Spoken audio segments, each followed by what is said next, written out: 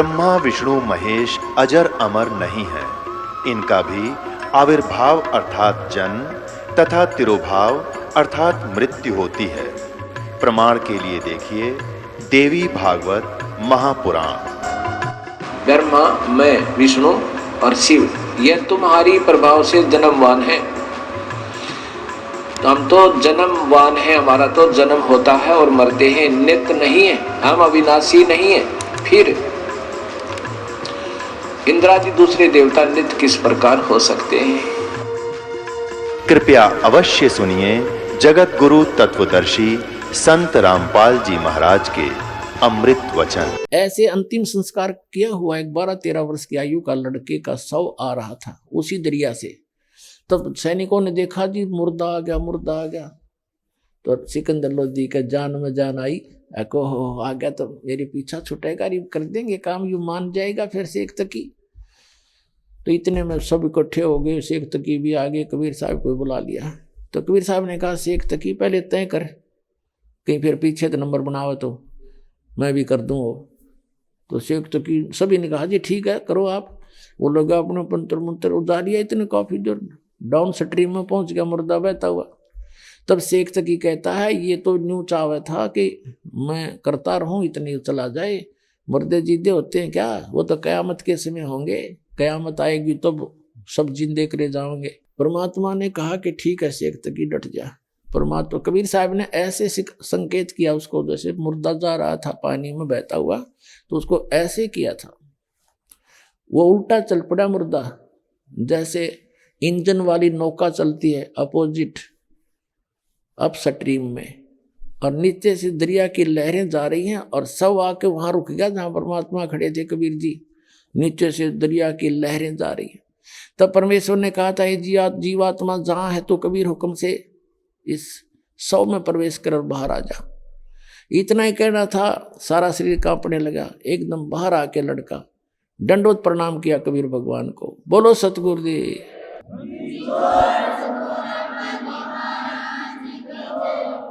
तो पुण्यात्माओं उस शेख तक की तमन्ना नहीं, उसके क्रम गणे फूट रहे थे, पर वहां जितने भी सैनिक उपस्थित थे सब ने देख कर ये करामात मालिक की चरणों में शीश रखा, नाम लिया। हजारों की संख्या में वहां दीक्षा ली और भी आसपास के लोग इकट्ठे हो गए थे गांव के। फिर आगे वो दिल्ली शेख तकी नाते फिर वो बकवाद शुरू कर दी, तो राजा तो मुसलमान हिंदू बन गया है, मुसलमान नहीं रहा है, इसने तो ऐसा कर दिया। और भाई लोगों देखो हम इसकी परीक्षा ले लेंगे, अगर ये परीक्षा में सफल हुआ कबीर तो हम मान लेंगे ये अल्लाह का रसूल है। तो मुसलमान सारे इकट्ठे कर लिए। उसने कहा जी क्या परीक्षा लोगे? कि इसको उबलते हुए तेल के कढ़ाई में डालेंगे, सरसों के तेल का कढ़ाई उबालेंगे, उसमें डाल देंगे। उस शेख तकी ने सोचा था पढ़ते ही मर जाएगा, कटा टंटा तेरा पीछा छूटेगा। सब इकट्ठे होकर आगे राजा के पास हाउल्ला कर दिया। राजा का इतना बेहोश है, जनता देखे बाद उसका कोई पैर नहीं होते। राजा ने कहा क्या हो गया शेख तकी जी? सब पता चलने पर ऐसी कहानी है, ऐसा है। तो फिर चिंतित हो गया कि मैं कबीर साहब को राजा ने अपने महल में रखा हुआ था, अलग कमरे में। तो सब ने वहीं आकर हौला कर दिया, नारे लगाने शुरू कर दिए। पता लगा परमेश्वर को। राजा चिंतित हुआ कि मैं लाया था इनको सुख देने के लिए, अरे नाक में दम कर दिया, इनको परेशान कर दिया, अब ये कढ़ाई में डालेंगे। परमात्मा अंतर्यामी थे, राजा से पूछा। राजा ने दुखी हृदय से बता दिया भगवान ऐसे ऐसे ये चाहते हैं और मैं नहीं आपको इनके हवाले करूंगा। परमात्मा बोले भाई बात सुन, मेरा इनका काम है, तू होने दे और कह दे इनको उबाल दें तेल, आप चिंता ना करो, होगा मेरे साथ हो जाएगा। मैंने तो ये मारेंगे छोड़ेंगे नहीं, मर जाऊंगा, तेरा तो राज बच्चा रहेगा। और सिकंदर फिर चुप हो गया। कढ़ाई सरसों का तेल उबाल दिया, ऐसे उबला जैसे चाशनी उबला कर चाय की। हजारों लोग इकट्ठे हो गए दर्शक वहां पर। तो शेख तकी ने कहा कि उठाओ कबीर को और डाल दो कढ़ाई में उबलते हुए में। तो परमात्मा ने कहा आप चिंता ना करो, ये भी दिक्कत मैं आपको नहीं दूंगा, मैं आप पर बैठ जाऊंगा। परमात्मा जाके और कढ़ाई के अंदर बैठ के उबलते तेल के कढ़ाई सरसों का, और बैठ गया ऐसे यूं देख रही चारों तरफ। अब शेख तकी ने सोचा इसमें तो भाई तो चढ़ भी ना होया कुछ भी, तो सब हैरान रह गए कि जला नहीं। तो शेख तकी कहता है इसने तेल से मंत्र से तेल की तासीर ठंडी कर दी। राजा ये जादू तंत्र जानता है। राजा ने सोची सिकंदर लोधी ने उंगली देकर देख लूं। परमात्मा ने कहा इसके कहने तक उंगली मत दे देना, इसमें खोजी नहीं पाओगी, नो का नो बड़ा है तेल। राजा ने सोची अब जब कबीर जी का बैठे इसका ना बिगड़ा, मेरा क्या दिक्कत आएगी। उन उंगली दे दी चेक टेस्ट करने के लिए। जितनी उंगली तेल में गई थी ना उतनी कट के दूर होगी। इतना गर्म तेज उबाल रखा था, लक्कड़ बाल गए। राजा बेहोश हो गए, गिर गया। तो परमात्मा आया, उन उंगली पकड़ के खींच दी, ऐसी पूरी होगी। जब वो होश में आया, जब वो उसकी पीड़ा खत्म हुई, और परमात्मा का कुछ भी नहीं हुआ। बोलो सतगुरुदेव।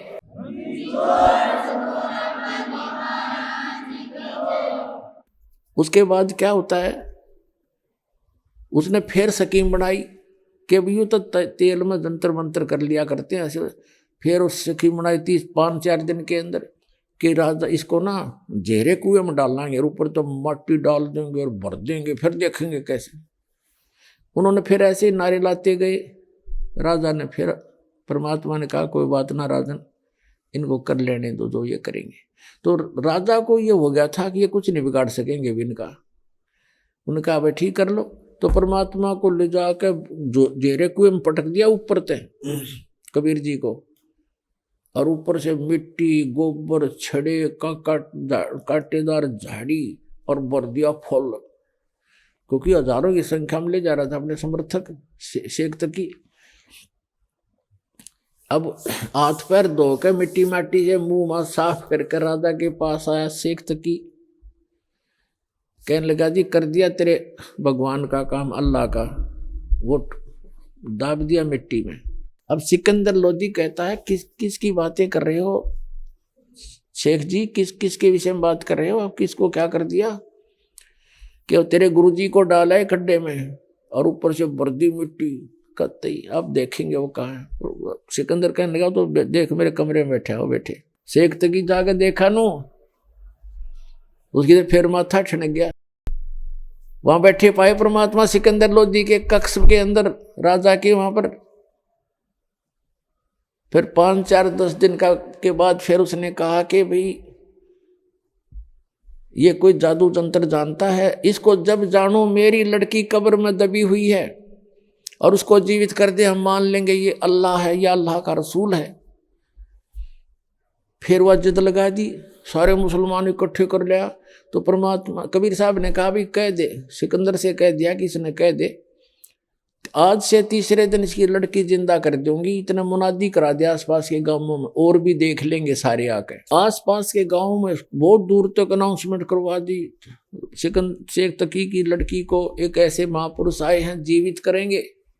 जनता देखना आ गई लाखों की संख्या में। कब्र फुड़वा दी गई। शेख तकी खड़ा, सिकंदर लोधी सैनिक और परमात्मा कबीर जी।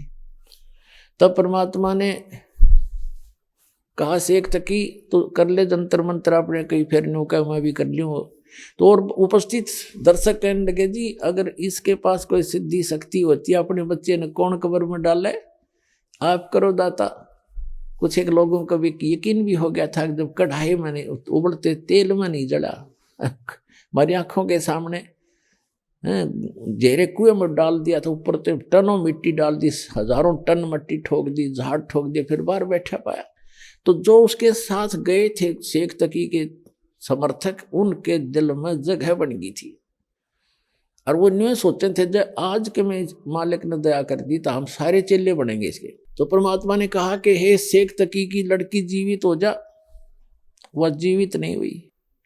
हे शेख तकी की बेटी जीवित हो जा।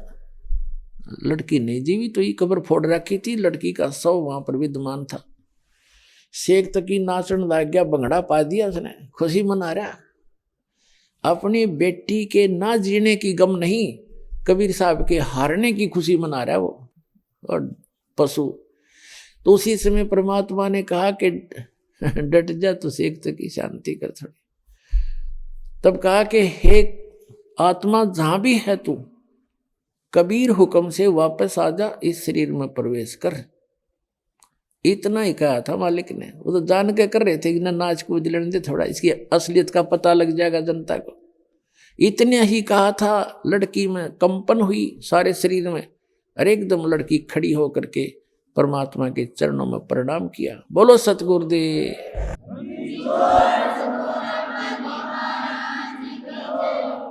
उसका नाम कमाली रखा। लोगों ने कहा कमाल कर दिया, कमाल कर दिया। लड़की का नाम कमाली रखा। उस लड़के का नाम कमाल रखा था जो नहर से बहता हुआ मुर्दा जीवित किया था। तो लड़की ने खड़ा होकर के 1.5 घंटे 2 घंटे तक प्रवचन किए। परमात्मा ने उसको दिव्य दृष्टि दे दी बेटी को कि सुना दे सारी राम कहानी जो तेरे साथ बीती। उसने सारी बताई कि एक जन्म में मैं मालिक से मिली थी, मुझ कर्महीन ने सत्संग की कमी से इनके द्वारा दिए गए ज्ञान को छोड़ दिया, नाम को और अन्य साधना में करने लगी। उस 4 वर्ष की भक्ति से मुझे 2 मनुष्य जीवन और मिले, और तीसरा ये मिला। और मैं मेरी ऐसी भी महिमा होगी थी, वो राबी हूं मैं, जिससे मक्का भी उठकर मेरे लिए आ गया था। और आज आगे मेरा मनुष्य जीवन शेष नहीं था, मुझे पशु जूनी में जाने की तैयारी थी। लेकिन ये समर्थ परमपिता वहां पहुंचे और धर्मराज से छुड़वा कर मुझे वापस लाए हैं। लोगों पकड़ लो चरण, ये अल्लाह अकबर आए हैं। लाखों लोगों ने नाम लिया। बोलो सतगुरुदेव की जय हो।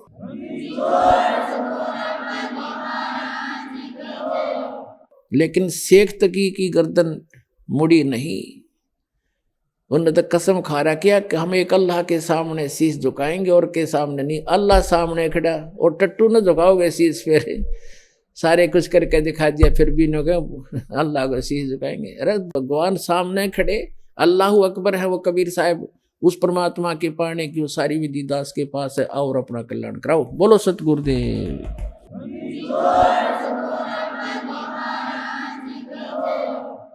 परमपिता परमात्मा पूर्ण ब्रह्म सारी सृष्टि के रचनहार कबीर साहब की असीम रजा से पुण्यात्माओं आप परमात्मा की महिमा ये सत्संग सुनने के लिए उपस्थित हुए। धन्य है वो मानव शरीरधारी प्राणी जिनको अब बिचली पीढ़ी इस कलयुग के मध्य में, बिचली पीढ़ी के समय में आपका जन्म है। उससे भी पुण्यकर्मी वो प्राणी हैं जिनको सतलोक आश्रम बरवाला जिला हिसार हरियाणा के अंदर आने का सुअवसर प्राप्त हुआ। पुण्यात्मा, आप तो बालक हैं, बच्चे हो, आप विद्यार्थी हैं। टीचर को पता होता है कि जो बच्चे इतनी श्रद्धा से और ये पढ़ाई शिक्षा ग्रहण कर रहे हैं, इनका भविष्य कितना उज्जवल है। तो आपके भविष्य का दास को पता है। इसके विषय में सूक्ष्म वेद में कहा है कि लख भर सूरा जूझ ही लख भर सावत दे, लख भर यति जहान में तब सतगुरु सुरना ले। आप आज के जन्मे नहीं हो, आप असंख्य जन्मों से, असंख्य युगों से इस काल के जाल में, इस जन्म मरण के इस अरहट के कुएं में आप गिरे हुए हो। और आपने ऐसी ऐसी साधनाएं भी की हैं, आपने बड़े बड़े त्याग भी किए हैं परमात्मा के लिए। लेकिन सत साधना सतगुरु ना मिलने से उन किए हुए कर्मों का फल तो आपको मिला, लेकिन वो व्यर्थ रहा। अब जैसे आध्यात्मिक ज्ञान के अंदर एक बहुत बड़ा विस्तार होता है, विवरण होता है, उसमें ये भी कहा गया है कि जैसे कर्म करेगा वो फल आपको अवश्य मिलेंगे। जैसे का मतलब है कोई स्वाभाविक पाप कर रहे हो वो भी, मांस खा रहे हो उसका पाप भी, शराब पीते हो, तम्बाकू सेवन करते हो या अन्य नशीली वस्तुएं सेवन करते हो, उनका भी पाप आपको प्राप्त है।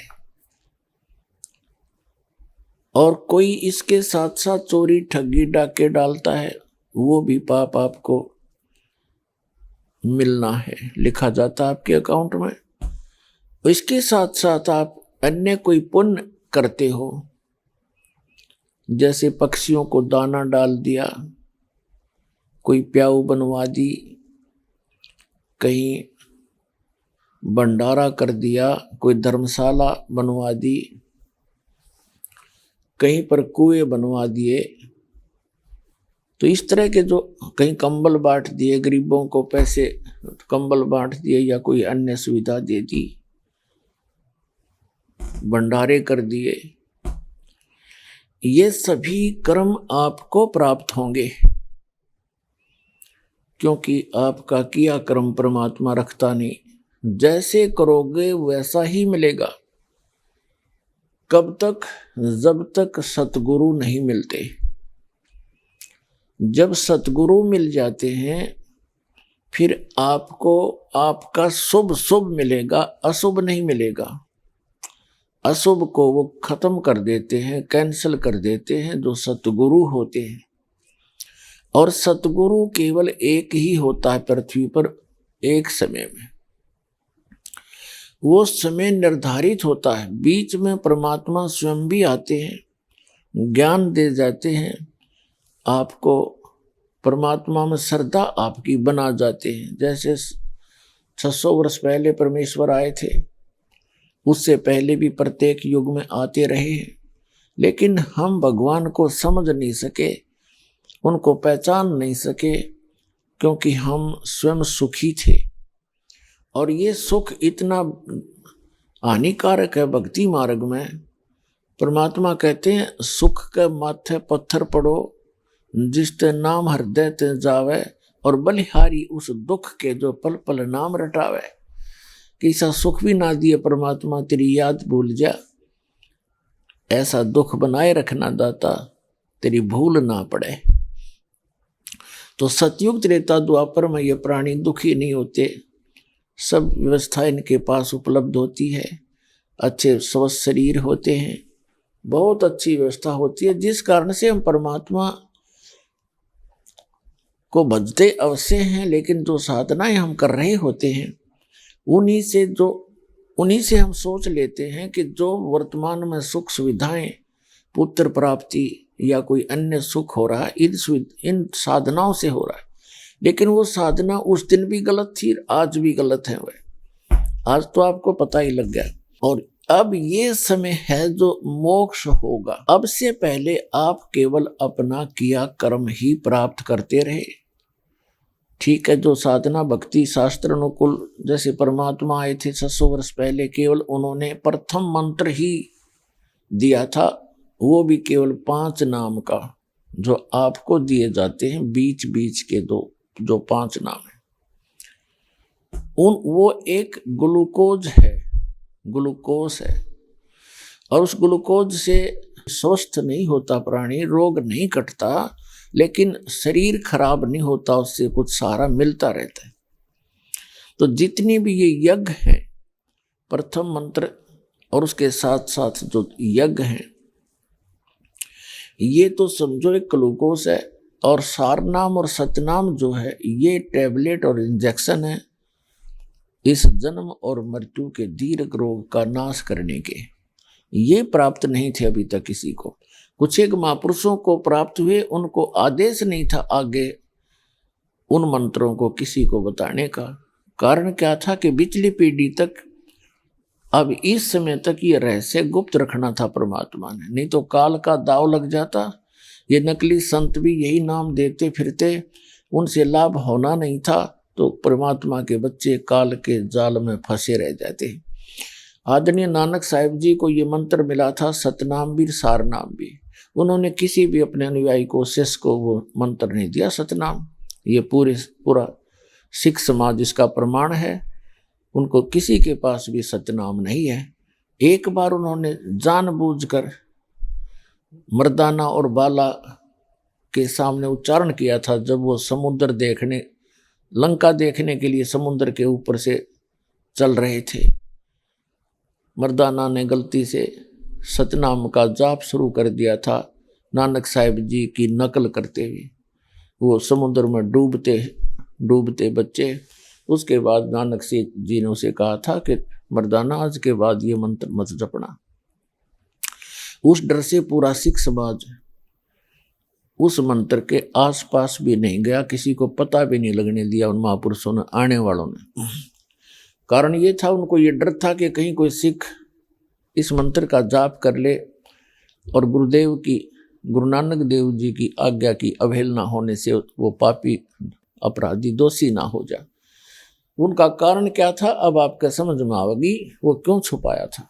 ये सतनाम का जाप उच्चारण करने का नहीं है, लेकिन नानक साहिब जी ने जानबूझकर उच्चारण किया कि इनमें से कोई न कोई सा नकल जरूर करेगा और उसको झटका लगेगा और आने वाले समय में एक बैन लग जाएगा।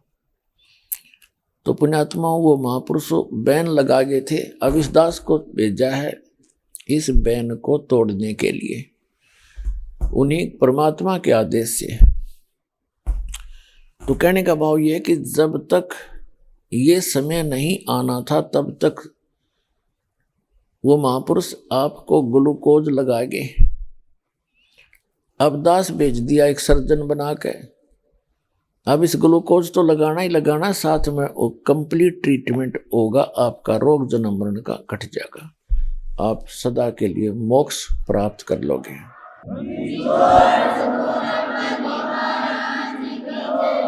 इससे पहले तो दास अपना बताना चाह रहा था कि जैसे कर्म प्राणी करता है वैसा फल मिलता है जब लग सतगुरु नहीं मिलते। और सतगुरु मिलते हैं, सतगुरु मिलता है वो परमात्मा का कृपा, या तो स्वयं परमात्मा होते हैं या परमात्मा का विशेष कृपा पात्र होता है, और उसको परमेश्वर कबीर जी अपनी पावर दे करके भेजता है। और इसमें साथ साथ कहा है कि मम संत मुझे जान मेरा ही स्वरूपम। परमेश्वर ने सूक्ष्म वेद में कहा कि मेरा जो परम संत हो उसको मुझे ही जानना, मेरा स्वरूप समझ लेना, उसमें भेद मत करना, नहीं तो आपकी भक्ति विफल हो जाएगी। तो जब तक परम संत से सत मंत्र ना लेकर के गुरु बना करके भक्ति करते हैं, आपको वो भी मिलता है, लेकिन वो दोनों मिलते हैं। जैसे किसी व्यक्ति ने बहुत सा धर्म भंडारे किए, प्याऊ बनवाई और पशु पक्षियों को दाने टुकड़े भी डालते रहे, लेकिन वो उसका व्यर्थ गया। अब यहाँ दोनों बात कहनी पड़ती है कि वो व्यर्थ गया, यूजलेस, और साथ में ये भी कहा जा रहा है कि वो अपना किया तो मिलेगा ही मिलेगा, ऐसा ही है। थोड़ा समझने का अंतर है। जैसे आपने देखा होगा वर्तमान में तो बहुत ज़्यादा हो गई है ये रिवाज परंपरा कि एक कुत्ता होता है, डॉग, और उसको धनी लोग रखते हैं, और उस कुत्ते की कितनी केयर टेक होती है, कितनी देखभाल होती है। वेटरनरी सर्जन यानी डंगर डॉक्टर उसकी चिकित्सा में हाजिर रहता है। उसको अलग से रूम दिया जाता है, एसी कमरा होता है उसका, और खाना उसको शायद भारतवर्ष के 25% व्यक्तियों को प्राप्त नहीं होता होगा जो उसको आहार मिलता है। और दिन में 2-3 बार नहलाया जाता है, उसकी खूब देखभाल की जाती है। मनुष्य गाड़ी चलाता है उसका, जिसने वो रखा हुआ है, और कुत्ता पिछली सीट पे बैठकर, मनुष्य तो उसका ड्राइवर है और कुत्ता मालिक वाली सीट पे बैठकर झांकी में गए देखा अगर नो खिड़की में गए जीभ काट गए, यूं देखता रहता है। अब कारण क्या है? उस पुण्यकर्मी प्राणी ने मानव शरीर के अंदर बहुत घने पुण्य करे, धर्म करे, लेकिन वे मनमुखी किए, शास्त्र विदिता का मनमाना आचरण किया। जिस कारण से परमात्मा ने उसका वो किया हुआ वर्क डन देना होता ही है, उसको वो सारी सुविधाएं दी, लेकिन मनुष्य जीवन नहीं मिला उसको। यदि वो सतगुरु बनाकर सत साधना करता और ये धर्म पुण्य करता, या तो पार हो जाता, और पार नहीं होता तो वही गाड़ी, वही एसी रूम, वही खाना पीना और वही कार, उसको सुविधा मनुष्य जीवन में मिलती। मनुष्य जीवन भी साथ प्राप्त होता, और मनुष्य जीवन प्राप्त होता तो पिछली भक्ति की तरफ होती है प्राणी कहीं ना कहीं, उसको फिर संत भी मिल जाते और फिर से भक्ति स्टार्ट होकर मोक्ष प्राप्त कर जाता। इसलिए गुरु बिन माला फेरते, गुरु बिन देते दान, गुरु बिन दोनों निष्फल हैं, चाहे पूछो वेद पुराण। फिर क्या बताया है कि झूठे गुरु के आश्रय कदे न उधरे जीव, सच्चे पुरुष कबीर हैं आद परम गुरु पीव। और झूठे गुरु से भी नाम लेकर जीव उद्धार नहीं हो सकता। सच्चा सतगुरु केवल एक कबीर साहब है, और कबीर साहब ही की कृपा से आज इस दास को उपलब्ध है। उनका पूर्व में आपने संदेश पढ़ा होगा कबीर सागर में, कबीर बानी नामक चैप्टर है 137 पृष्ठ पे, और सूक्ष्म वेद है कबीर सागर में लिखा हुआ है, अलग से एक चैप्टर है, उसके 121 पृष्ठ पे कि परमात्मा ने कहा था कि जब कलयुग 5500 वर्ष व्यतीत हो जाएगा, तब एक महापुरुष प्रकट होगा, मेरा भेजा हुआ मेरा दास जाएगा और पूरे विश्व को सत नाम और सत भक्ति बता के पूरे विश्व का कल्याण करेगा। पूरी पृथ्वी उपदेश ले, पूरी पृथ्वी के प्राणी उपदेशी होंगे। ये परमात्मा का आदेश है 600 वर्ष पहले का।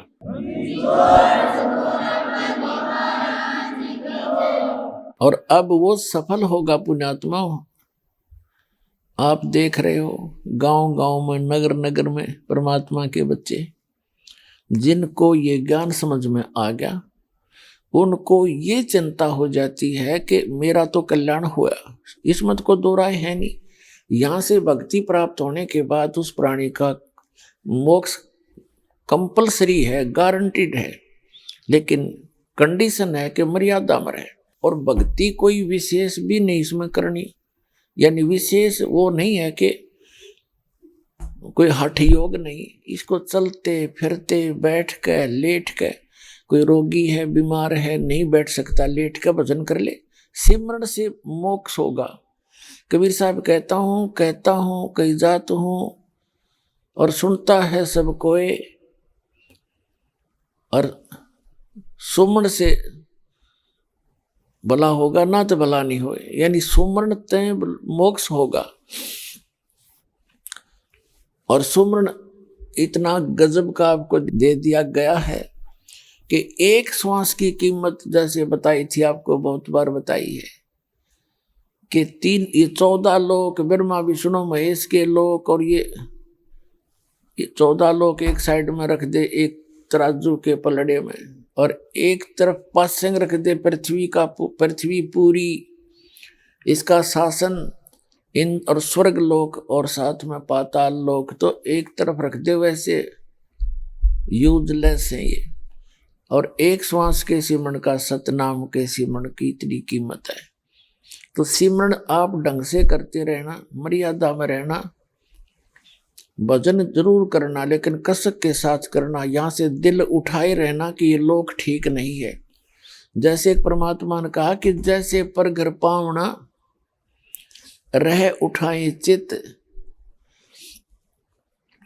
जिस प्रकार किसी दूसरे घर में कोई मेहमान गया हुआ हो और वहां उसकी कितनी आओ भगत हो रही हो, कितना रिस्पेक्ट हो रहा हो, एक दिन के बाद उसकी चिंता अपने घर की हो जाती है। उसको पता होता है कि मेरा ये ठिकाना नहीं है, तो वहाँ वो सब कुछ सुविधाएं प्राप्त करते हुए उसके मन में रह रहकर अपने घर आने की उमंग उठती ही रहती है।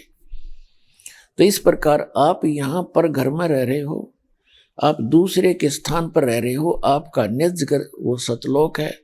जब तक जिस व्यक्ति, जैसे कोई व्यक्ति बाहर गया हुआ है रिश्तेदारी में और उसको घूटी पिला दी, और जब उसकी घूटी उतरे उसने फिर एक प्याली पिला दे, तो उसने चाहे 10 दिन रोक लो हुए, क्योंकि उसने होश को नहीं, उसमें नशे में पड़ा है। वहां पर जब नशा उतर जाएगा उसका तुरंत अपना घर, अपने बालक, अपने बच्चे, अपने काम तुरंत याद आएंगे और तुरंत चल पड़ेगा। तो इस काल ने आपका यहाँ भांग प्या रखी आपको सबको इस झूठे सुख की। कबीर साहब कहते हैं झूठे सुख को सुख कहे ये मान रहा मनमोद, ये सकल चबीना काल का कुछ मुख में कुछ बोध। ये कुछ ये यहाँ का जो सुख है, कार कोठी बंगले, ये भांग प्या रखी आपने। और जब आपके इस ज्ञान परमात्मा के एंटीबायोटिक कैप्सूलों से, मंत्र से, जाप से, ज्ञान से जब आपकी अभांग उतरेगी, फिर आपका चित्त उस सतलोक के अंदर ऐसे रहेगा जैसे पर घर में पावना यानी मेहमान रहता है। तो उस अतिथि के आए बिना आपकी मुक्ति नहीं होगी। तो इस ज्ञान को रह रहकर सुनना, भक्ति करते रहना। भक्ति से थोड़ी बन जावे पर करे कसक के साथ करे और मर्यादा में रहता हुआ करे तो सफल होगे। भक्ति करनी अवश्य पड़ेगी। और थोड़े से मंत्र करने में रोज के आप 1000 मंत्र भी कर लो। वैसे तो परमात्मा ने कहा कि 10% समय आपका परमात्मा की भक्ति भजन में अवश्य लगना चाहिए। और वैसे फिर दूसरी तरफ कहा है कि ये तो इन वेरी स्टार्ट बताया है कि पहली कक्षा का बालक ज्यादा देर नहीं बैठ सकता ना पढ़ सकता। बड़ा बच्चा हो जाता है फिर वो लगातार काफी अध्ययन करता है, घंटों अपने आप चिंतित हो जाता है। तो शुरुआत के अंदर कम से कम 2.5 घंटे आपका सिमरन होना चाहिए। 24 घंटे हैं एक दिन रात में, तो लगभग 2.5 घंटे, 2.25 घंटे, 3 लगा लो, ये सिमरन होना चाहिए आपका। और ये कैसे होना चाहिए? जैसे चलते फिरते, बैठते उठते। आजकल ये जो है ना गाड़ी मोटरों का ज़्यादा समय है आने जाने में।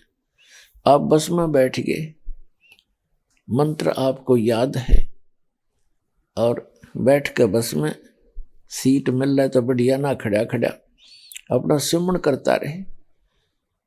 साथी वहाँ कोई ऐसा मेहमान होते नहीं, वो भी तो मेहमान भी अगर होगा तो 5 मिनट में सारी बात बतला लेता है, फिर तो बकवाद गड़ेगा बेमतलब की, जो कह नहीं सुननी होती है 5 मिनट में आदमी अपनी बतला कर फारिग हो जाता है, राजी खुशी कुशलता पूछ कर फिर अपनी भक्ति कर ले, सिमरन करता रहे। तो चलते फिरते, खेत में, मजदूरी में, अपना दुकान पर और ऑफिस में मंत्र करता रहे, क्योंकि काम का समय काम होता है सभी स्थानों पर। हमने भी नौकरी भी करके देखा है, ड्यूटी पर बैठे बैठे भी आदमी सारा दिन कुछ काम नहीं होता, लेकिन हाजिर रहना कंपलसरी होता है, तो उसका लाभ उठा ले अपना। इसी प्रकार आप इस काल के लोक में भक्ति करनी पड़ेगी आप जी ने। अब जैसे कई भक्त कहते हैं जी टाइम नहीं मिलता और घर में टेंशन रहती है, भक्ति में दिल नहीं लगता, कोई ना, क्योंकि यहाँ टेंशन तो काल ने कंपलसरी बनानी है आपका, क्योंकि ये चाहता है कि ये महा दुखी रहें, परमात्मा की याद इनको आवे नहीं, आपस में उलझ पुलझ रहे ये सारा दिन। एक घर का सदस्य ऐसी बात कह देता है आपस में तो दूसरा मनमाना सारे दिन जले बुझे जा उसके बारे में, उसने ऐसे क्यों कह दिया, उसने ऐसा कि क्या कहा, मैंने ऐसा क्यों कर दिया था, है हो गया सारा दिन का काम। तो परमात्मा कहते हैं ऐसी वाणी बोलिए मन का आपा खोए, औरन को शीतल करे आप भी शीतल होए। तो आपस में हमने ये सोच के कि यो काल करवावे है, आपस की खींचातानी, आपस में टेंशन बनानी, इसका प्रथम कर्तव्य है। क्योंकि हम का अब भगवान के बच्चे हैं, अपनी गलती करके इसका फंस गए खलनायक के। अब ये हमें सता के उस भगवान को सताता है, आपको दुखी करके वो परमात्मा को सताता जिसके तुम बच्चे हो, और उस दुख में वो आपको दुखी देखकर यहाँ भटकता रहता है। इन काल के दूतों ने ऐसा मिसगाइड कर दिया, भगवान की परिभाषा चेंज कर दी। भगवान तो निराकार है। अब बताओ, भगवान सामने घूमा करते थे, यहाँ रहा करते थे, बार बार आते थे, कहते थे, समझाते थे, तुम भाई भक्ति कर लो, ये लोक ठीक नहीं है, तुम यहाँ के रहने वाले नहीं हो, तुम्हारा लोक और है। तो उस अज्ञान के कारण हम भगवान को पहचान नहीं सके, और निराकार पे हमारी माइंड की सुई नीडल वहां टकराई गई कि ना भगवान तो निराकार है। तो वो परमात्मा आपके लिए भटक रहा है, आप पहचान नहीं पाए क्योंकि काल ने आपको भ्रमित किया, और साथ में यह झूठे सुख को और ये सुख बता के आपको भ्रमित कर रखा है। तो जो प्रसंग चल रहा है, आपकी जितनी भक्ति धर्म कर्म बढ़ेंगे, घर की टेंशन भी समाप्त होने लग जाएगी। लेकिन ये भक्ति आपने स्टार्ट करनी पड़ेगी नाम लेते ही। जैसे इस टेंशन हो, चाहे कोई किसी प्रकार की कैसी नौकरी हो, कैसी आपकी सेवा ड्यूटी हो, आप जी ने भक्ति तो करनी पड़ेगी, नाम जाप करने पड़ेंगे, इस टेंशन में करने पड़ेंगे। एक समय एक SHO दरोगा जी, पुराने समय की बात है, घोड़ी पर विराजमान होकर के दूसरे गांव में जा रहा था। जून का महीना और हरियाणा, पंजाब, राजस्थान का क्षेत्र, दिन के 12 बजे हुए। उसको प्यास लगी, घोड़ी को भी प्यास लगी। उसने देखा कि एक व्यक्ति रहट चला रहा है, अरहट होता था, उसमें बैलों को एक कुआं होता था, कुएं के अंदर से पानी निकालने के लिए एक बड़ी सी पुली होती थी, पुली जिसको चक्कर सा जैसे, तो उस पुली के ऊपर के बाल्टी, एक चैन के ऊपर बाल्टी फिट कर दी जाती थी, वो नीचे से भर के आती थी, ऊपर खाली होती थी, और फिर खेतों में सिंचाई का काम हुआ करता था, फसलों में। तो वो जो रहट होता था वो ऐसे लकड़ की लंबी सी एक लकड़ी, लंबी लकड़ी, यानी उसको लाठ बोला करते, और उसके साथ फिर बैलों को जोड़कर उस लंबी सी पाट बोला करते, पाट, लाठ भी कहते उनको, पाट भी कहते। और फिर वो चलते समय वो अरहट का सारा सिस्टम, कुछ तो पानी निकाल लें, जब वो चैन बाल्टी चूं चर्र चूं चूं करे, काफी जोर से आवाज आया करे। तो दरोगा जी अपनी घोड़ी लेकर अरहट के पास आया। घोड़ी निकट आते ही उस चूं चूं को सुनकर, अरहट की आवाज को सुनकर दूर भागेगी, फड़केगी वह। उस SHO ने उस किसान को धमकाया कि तू चू चू बंद कर दे, हमने पानी पीना है, घोड़ी ने भी और मैंने भी, मेरी घोड़ी डरती है। उस किसान ने वो रहट बंद कर दिया, बैल रोक दिए, और बैल चलेंगे तो वो पानी निकलता रहता है, और बैल बंद हो गए तो वो अरहट बंद हो गया, हट बंद हो गया तो पानी बंद हो गया। तो पानी सीधा खेत में डायरेक्ट जा रहा था, खेत साथ साथ जमीन उस पानी को पी रही थी, सूखा खेत था। किसान, दरोगा जी निकट आया और कहने लगा, किसान पानी निकाल। उसने बैल फिर हाँक दिए, वह फिर चूं चूं शुरू हुई। घोड़ी एक एकड़ दूर 200 फुट जाकर डटी, भाग ली फड़क गए। उसने कहा, ये चूं चूं बंद कर किसान। किसान ने फिर बैल रोक दिया, फिर निकट आया, पानी पाया नहीं। उसने कहा, पानी निकाल, वह फिर बैल हाँक दिए। वह घोड़ी फिर एक किला जाकर डटी, तब किसान ने कहा कि दरोगा जी, पानी पीना पिलाना है तो इस चूचू में पी लो ना, दोनों मरोगे तुम प्यासे। तो पुण्यात्माओं, इस अकाल की चूचू में ही हमने पानी पीना पड़ेगा या भक्ति करनी पड़ेगी और लगे रहना।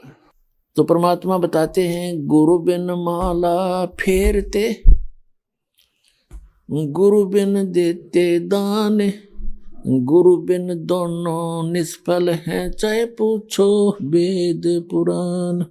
भाई सुखदेव ने 84 भुगती, बण्या पजावे खरवो, तेरी क्या बुनियाद प्राणी, तू पेंडा पंथ पकड़वो। अन्य साधनाएं करने से, सतगुरु की प्राप्ति ना होने से, क्या बताते हैं कि सुखदेव ने 84 भुगती, बना पजावे खरवो, और तेरी क्या बुनियाद प्राणी, तू पेंडा पंथ पकड़वो।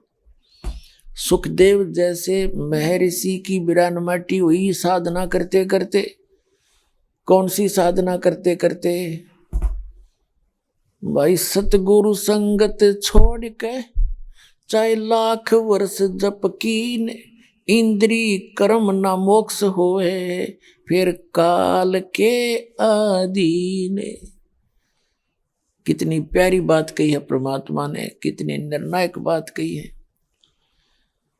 कहते हैं सतगुरु की संगत छोड़ कर, परम संत सतगुरु की शरण को त्याग कर, अन्य साधनाएं, अन्य मंत्र और किसी अन्य गुरु को गुरु बनाकर भी, चाहे लाख वर्ष जप कीन, इंद्री कर्म न मोक्ष हो, और काल के अधीन। फिर बताते हैं सुखदेव ने 84 भुगती, और बना पजावे खरवो, तेरी क्या बुनियाद प्राणी, तू पेंडा पंथ पकड़वो। कि हे प्राणी, हे सिंपल मैन, हे जेंटलमैन। सुखदेव जैसे ऋषि बड़े साधक हुए थे, आकाश में भी उड़ जाते थे। ऐसे महापुरुष, और वो भी 84 लाख योनियों को भोगना पड़ा उनको, क्योंकि उनको सतगुरु नहीं मिले। इसलिए कहते हैं आपकी क्या बुनियाद है, आपका की क्या औकात है। आप वो पेंडा पंथ पकड़वो, पेड़ा, पेड़ा माने वे मार्ग, वो मार्ग पकड़ जिससे ये जन्म मृत्यु 84 लाख योनियों से छुटकारा हो। तो पुण्यात्मा उसके लिए बताया है, लखबर सूरा जूझ ही, लखबर सावत दे, लखबर यति जहान में, तब सतगुरु शरण ले। आप आज के नहीं हो, आपका जन्म अभी नहीं हुआ, क्योंकि हम ऐसे कर दिए काल भगवान ने, हमने रोजी रोटी और कार और कोठी, बेटा और बेटी, इसके अतिरिक्त कुछ भी दिखाई नहीं देता। और ये करते करते भी जो हमारे संस्कार थे वही चल ही रहे थे, वो तो आपको मिलने ही मिलने हैं। पुत्र प्राप्ति है, और आगे चल के कोई व्यवस्था होनी है ना होनी है, ये तो आपका पूर्व निर्धारित है।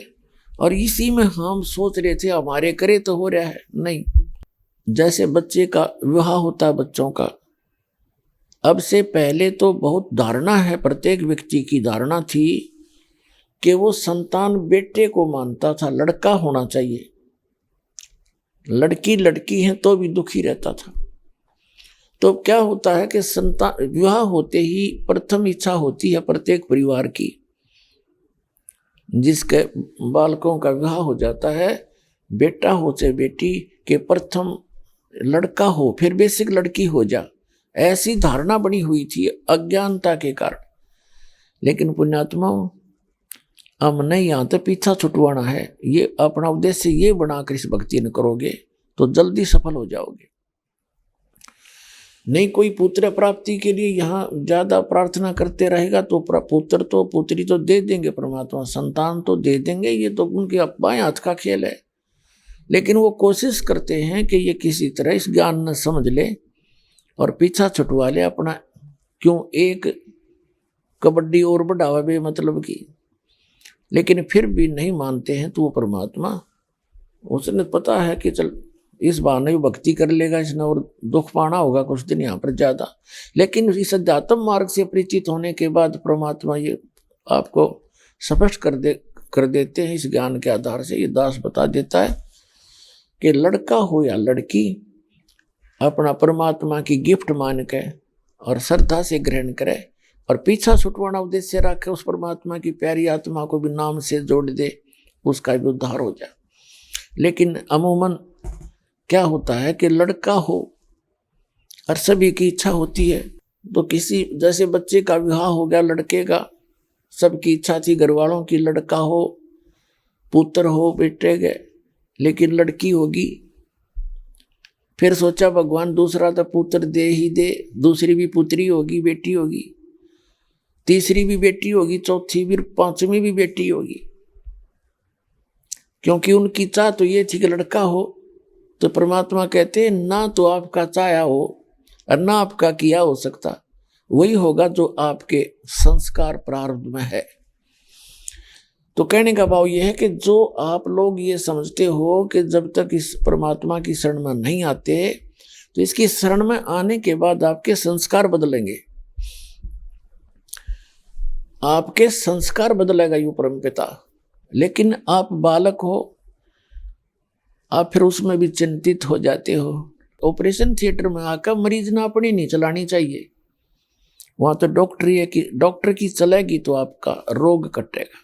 तो ये ऑपरेशन थिएटर है आपका जन्म मृत्यु के रोग के काटने का, और बाकी और पीड़ा होगी शरीर में उसने भी, उसकी भी औषधि है यहाँ पर, यानी और कोई संसारिक दुख होंगे, टेंशन होगी, वो भी ठीक करिए जाएंगे।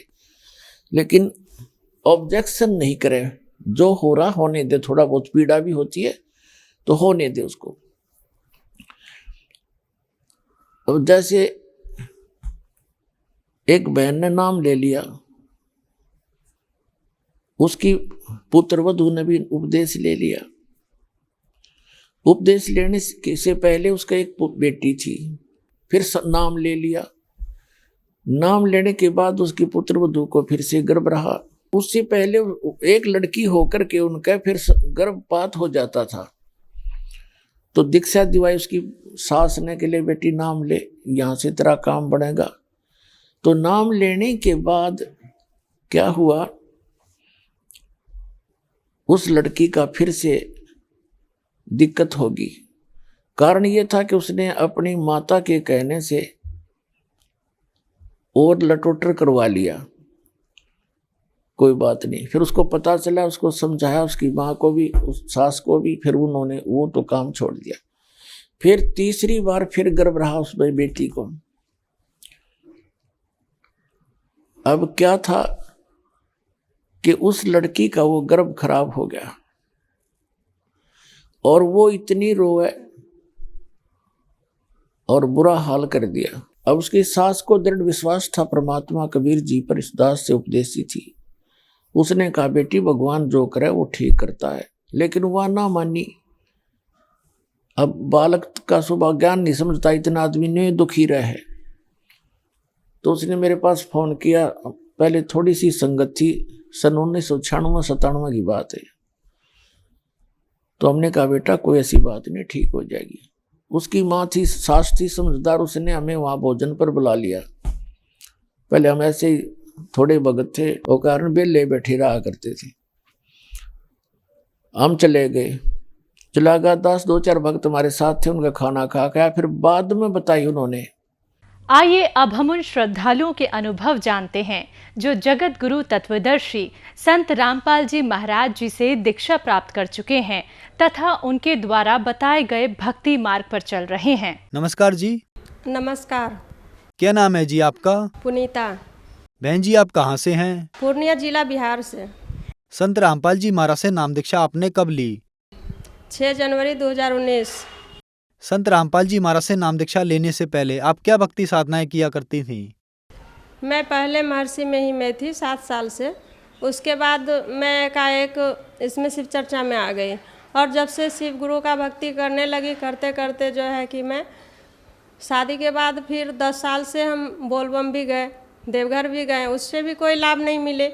और 2009 से मेरी समस्याएं शुरू हुए साइनस का, जो कि मैं 2009 से परेशान होते होते 18 आ गया, और 18 में तो मैं मर के बची। उसके बाद एहसास हुआ कि मैंने उससे पहले महर्षि मही का सत्संग में एक पुस्तक खरीदी थी, अंधश्रद्धा भक्ति, और उस पुस्तक से मुझे कुछ ऐसा प्राप्त हुआ था कि मुझे एहसास हुआ कि भगवान है कहीं, और उस भगवान को हमें ढूंढना चाहिए। पहले भी मेरे मन में इच्छा थी कि मेरे ऐसे भगवान मिले जो कि बिना फूल वगैरह चढ़ाए पूजा ले ले, और जो बिना फास्टिंग का भी पूजा ले ले, बिना निपाई पोछाई, मतलब ऐसा मेरा विचार था कि ऐसा कोई भगवान मिल जाए हमें जो कि इतना मेहनत नहीं करना पड़े, क्योंकि मैं बहुत परेशान रहती थी, जिसके कारण मैंने ऐसा किया। और परमात्मा सुन रहे थे, मेरी इच्छा भी पूरी हुई। जब मैं डायरिया से पीड़ित जब ठीक हुई, उससे पहले तो साइनस का पटना से मैं इलाज करके सीटी स्कैन करा के आ रही थी 3 रोज के बाद। रास्ते में ट्रेन रुकी, और वहाँ पर मेरा एकाएक 1 घंटा रहने के बाद पूरा तबीयत ख़राब लगने लगा। वहाँ से आने के बाद डायरिया हुआ था। डायरिया के बाद मैंने एकाएक 2019 में मन में आया कि मैं नाम उपदेश ले लूँ संत रामपाल जी महाराज से, और मैं भागलपुर में जाके सबौर में नाम उपदेश प्राप्त किए संत रामपाल जी महाराज से। संत रामपाल जी महाराज से नाम उपदेश लेने के बाद आपको क्या क्या लाभ मिले? संत रामपाल जी महाराज जी से नाम उपदेश लेने के बाद तो इतनी लाभ हुई कि मैं बोल भी नहीं सकती। ऐसे संत रामपाल जी महाराज कहते भी हैं सत्संग में कि अगर 2 साल हो जाए नाम उपदेश लिया हुआ तो थूक सूख जाएगी, लेकिन जितना हमें लाभ मिला है वो तो हम बोल ही नहीं पाएंगे, गिनती नहीं करा पाएंगे। और जो मेरा पहले से था, जो कि मेरी बेटी थी, 2004 में जन्म हुई है उसका, 20 जनवरी को मेरी बेटी की आँख में कुछ धूल सी गई। मैंने डॉक्टर के यहाँ पटना ले गई, वहाँ से लाई। फिर बच्चा थी तो मुझे पता नहीं चला कि आँख की रोशनी चली गई होगी। आँख तो ठीक हो गया, आँख का पुतला सफ़ेद हो गया था, वो तो ब्लैक हो गया। हम लोग सोचे ठीक हो गया। जब वो बड़ी हुई तो उससे पूछते थे तो बोलती थी कि मेरा आँख में दिखाई ही नहीं दे रहा है मम्मी, एक आँख से तो दिखती ही नहीं है।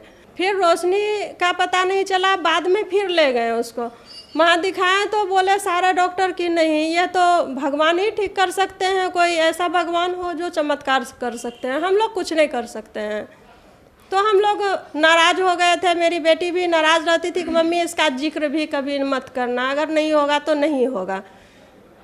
तो हम लोग वहाँ से आ गए, और दवाई वगैरह उसको नहीं मिला। बोला दवाई देने से भी कोई फ़ायदा नहीं है, ये भगवान ऐसा किए तो भगवान ही फिर लौटा सकते हैं। मैंने 2019 में नाम उपदेश ली संत रामपाल जी महाराज जी से। जैसे ही मैंने संत रामपाल जी महाराज जी से नाम दीक्षा ली, और मेरी सबसे पहले ये चमत्कार हुई कि मेरी बेटी की आँख की रोशनी आ गई, जबकि डॉक्टरों ने ऐसा कह दिया था कि इसे कोई भगवान ही लौटा सकते हैं, इस आँख की रोशनी को, और कोई नहीं लौटा सकते हैं। कोई डॉक्टर है ही नहीं जो कि ऐसा चमत्कार कर सकते हैं, क्योंकि पटना से लेके मैंने लाहौर तक दिखाई, और लाहौर में स्पेशलिस्ट आँख का ही डॉक्टर है जो कि ऐसा कह दिया। और जब से मैंने नाम उपदेश ली तो मेरी बेटी की आँख की रोशनी वापस आ गई। एक लाभ मुझे ऐसे हुई कि मैं 10 साल से परेशान थी साइनस से। जब मैंने संत रामपाल जी महाराज जी से नाम उपदेश लिया, तब से मेरे साइनस भी ख़त्म हो गए। और मैं पहले तो चश्मा भी लगाती थी, अब मैं चश्मा भी नहीं लगाती, और ऐसे ही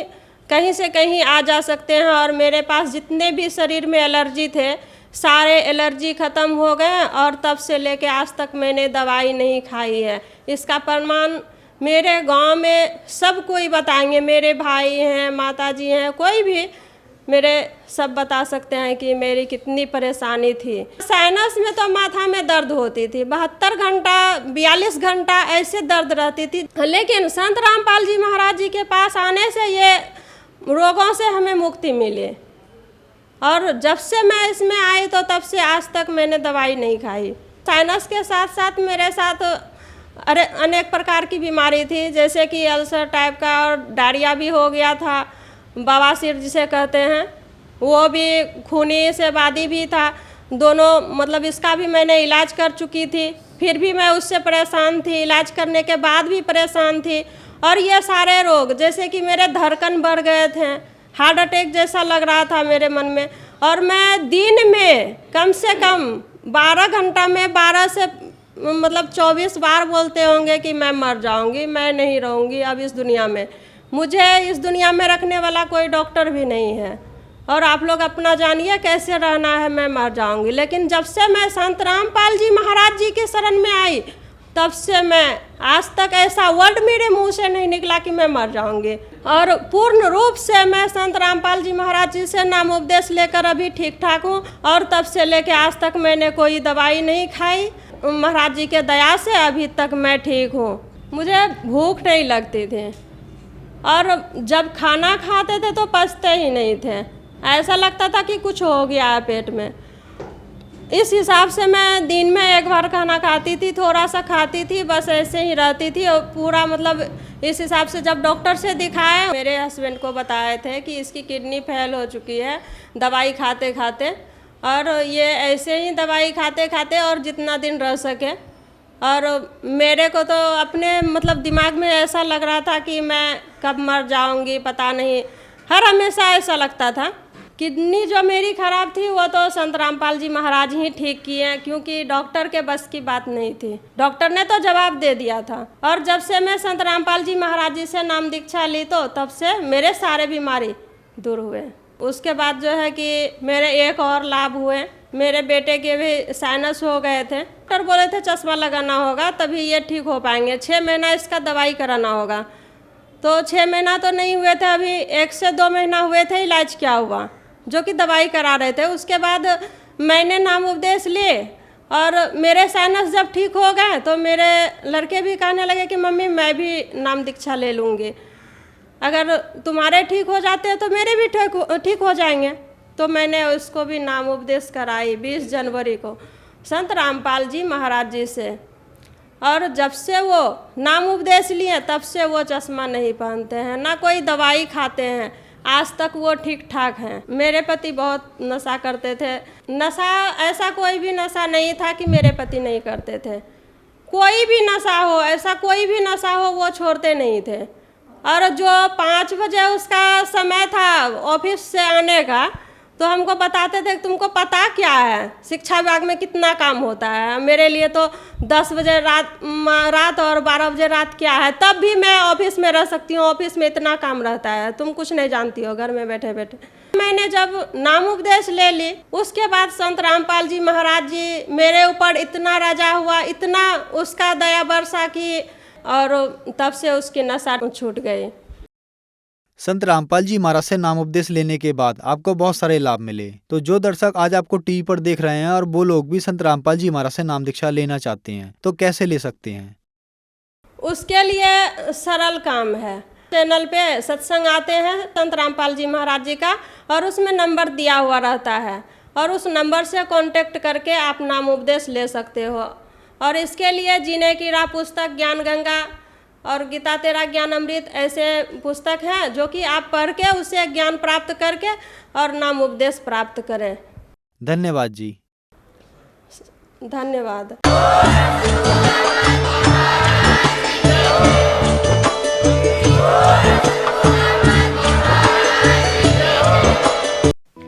आप सुन रहे थे जगत गुरु तत्वदर्शी संत रामपाल जी महाराज के मंगल प्रवचन। अधिक जानकारी के लिए संपर्क करें।